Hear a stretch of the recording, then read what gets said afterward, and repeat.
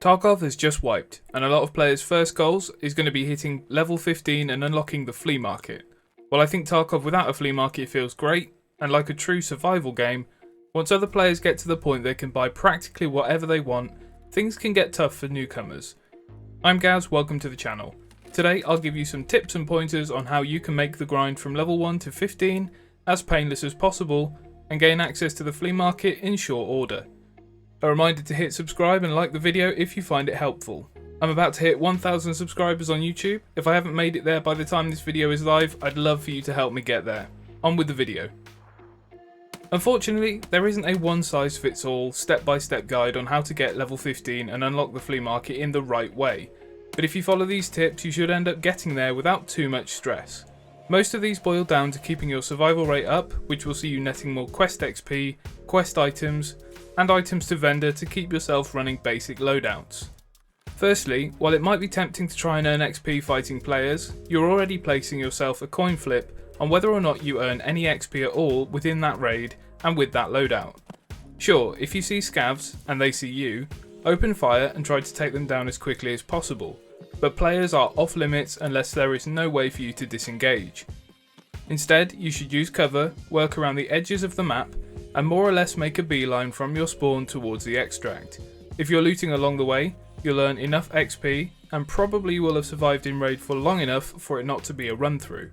I don't know how long you have to survive in a raid for it not to be a run through currently, but last I checked it was 7 minutes. Extracting with 400 XP or more should do the trick too. I have a catalogue of videos on my channel that should help you with all of the tips in this video, if you want to get more granular. As you're looting on your way through the map, pay close attention to the items you come across. Now I know it can be overwhelming as a new player, given that there are so many items in the game, but a huge chunk of time can be saved on quests later by picking up items that are required before you start the quest. The best way to do this is using the EFT Wiki and the EFT Field Guide website. Check which quests are coming up soon and what the requirements are, and make a list of the items you need. As you extract from a raid after looting, store these items in your stash somewhere where you aren't going to be tempted to sell them, and use the EFT Field Guide website to figure out if any of the rest of the items you've picked up should be kept for Quest 2. It's incredibly useful and quite satisfying when you have the items that are required as soon as you pick up the quest.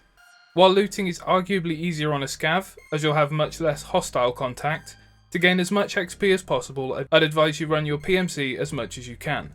Scav only when you need additional gear or when kits are running low, as you earn nothing in the way of progression unless you have Intel Center level 1 and are completing your scav dailies. On the subject of dailies too, try and overlap your daily quests and main quests as much as possible to maximise XP gain. If you have the Golden Pocket Watch quest, as well as a daily to kill 10 scavs on any map, and extract from customs twice, you can make good progress on all of these tasks at the same time. Consider the type of loadout you should be running too. If you're going to be playing a map like Customs, you may find an SKS to be adequate, as you'll be avoiding all but the most necessary firefights by staying away from inside spaces and buildings.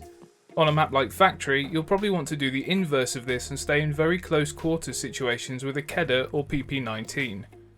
Factory is an interesting one, as the style and gear of players will change throughout the course of a wipe. For example, most players you'll see in there currently will either be attempting to complete Stirrup or Delivery from the Past. Both of these quests will generally see players with very little gear aside from a pistol and perhaps a Packer body armour. That means if you go in with an SSH helmet and a Packer along with a Kedda and stay in close quarters, you should be in good shape to stay alive and mop up any loot you need before extracting. As you get later on into the wipe, players use Factory as a test of their PvP prowess and generally bring in more juicy loadouts. I don't really have any tips for newer players when this is the case, other than maybe attempting to VoIP and ask for help from these players.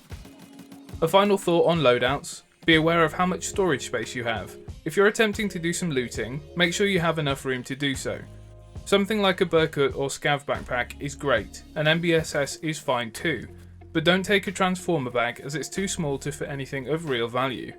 On the other side of the spectrum, if you take a raid backpack, you'll likely be so heavy that your PMC won't be able to move, especially at early wipe. The same here applies to rigs, though I've often found myself going into raid with a bigger rig like the Azimuth and completely foregoing a backpack, instead opting to pick up one from the first scav I kill. To put this all into perspective, your goal is to do your quests, don't engage with PMCs, loot as much as you can using the proper loadouts for each map and your skill level, and get out without getting into too much trouble. As I said, not a step-by-step guide, but some principles to live by for pretty much the entirety of your Tarkov journey. I hope this video has helped to contextualise how important it is to think clearly and carefully about every aspect of a raid, especially on your way up to the flea market. Remember, dying gives infinitely less XP than surviving a raid, even if you didn't kill any PMCs at all. If this video helped you, a like would be much appreciated. If you enjoy my content and want to see more, hit subscribe and help me smash through the 1000 subscriber mark. Thanks so much for watching, I'll see you next time.